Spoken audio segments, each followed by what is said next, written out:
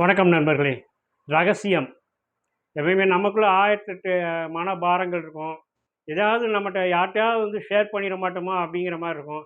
அப்போ ஒரு நம்பிக்கையான, அதேபோல நமக்கு ஒரு சரியான வழிகாட்டியாக இருக்கக்கூடிய ஒரு நபரை தேர்ந்தெடுத்து, அவரிடம் அந்த விஷயத்தை பகிர்வோம். அப்படி பகிரும்போது நமக்கு அந்த மனபாரம் குறையும். இன்னொன்னு அவங்க ஏதாவது அதற்கான தீர்வுகள் எதையாவது நமக்கு சொல்லுவாங்க.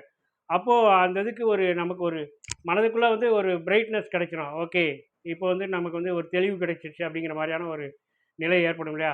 அதற்காகத்தான் அந்த ரகசியங்கள் பகிரப்படுகின்றன. அந்த ரகசியங்கிறது சின்னதா இருக்கலாம்.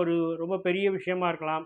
ஆனா அந்த ரகசியத்தை காப்பாற்றும் வரை தான் அந்த ரகசியத்துக்கான மதிப்பு, மரியாதை எல்லாமே ஒரு ஜமீன்தார் ஒருத்தர் வாழ்ந்து வந்தாருங்க. அவரு எப்பயுமே பார்த்தோன்னா, ஒரு வெத்தல பொட்டி மாரி ஒரு பாக்ஸ அவர் கூடயே வச்சிருப்பாரு.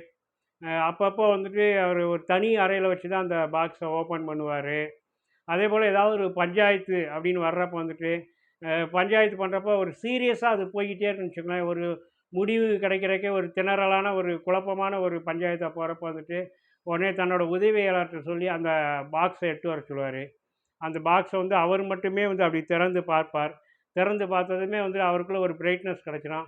உடனே அந்த பஞ்சாயத்துக்கான ஒரு தீர்ப்ப சொல்லிருவாரு. இதெல்லாமே அவரை சுற்றி இருக்கக்கூடியவர்கள் எல்லாருக்குமே ஒரு ஆச்சரியமான ஒரு விஷயமா இருக்கும். அந்த பாக்ஸுக்குள்ள அப்படி என்னதான் வச்சிருக்காரு, என்னதான் வச்சிருக்காரு அப்படிங்கிறது. ஆனா பார்த்தோன்னா, அவர் அந்த இத அவருடைய மனைவியிடம் கூட அத ரகசியமா தான் காப்பாற்றி வந்தார். ஏன்னா, அது அவருக்குன்னு ஏதோ ஒரு ஒரு ஒரு கௌரவ பிரச்சனையா கூட இருக்கலாம்.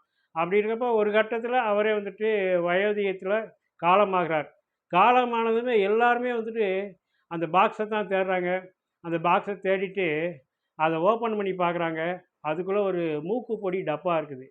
பார்த்தோன்னா, அந்த ஜமீன்தாருக்கு அந்த மூக்குப்பொடி போடுற அந்த பழக்கம் இருந்திருக்குது. அந்த மூக்குப்பொடி போடுறது மற்றவங்க முன்னாடி போட்டோன்னா ஒண்ணு கௌரவ குறைச்சல்னு நெனைக்கிறான். அல்லது அது மூக்குப்பொடிங்கிறது ஒரு தவறான பழக்கம். அத மற்றவங்களுக்கு நம்ம பரப்பிட்ட மாரி ஆயிறக்கூடாது. அப்படிங்கிறனாலயும் இருக்கலாம்.